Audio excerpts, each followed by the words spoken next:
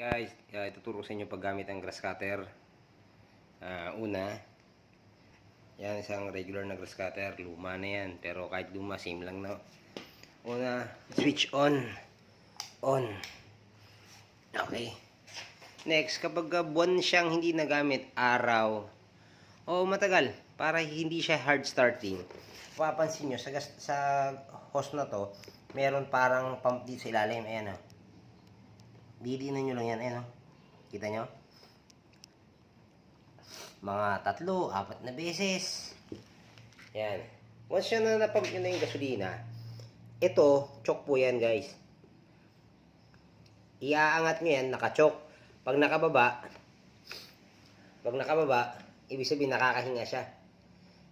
Inaangat lang po yan kapag hindi nyo na halos mapaandar, pero hanggang maaari wag nyo na po yan galawin.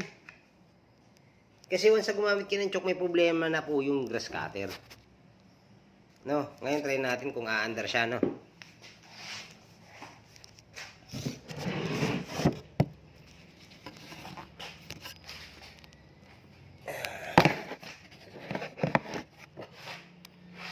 Lang guys, ha? Tutukuran ko kasi.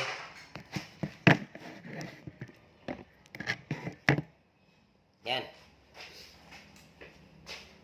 Inaangat ko yun para hindi ito umikot yung rad. Tapos satangin mo lang.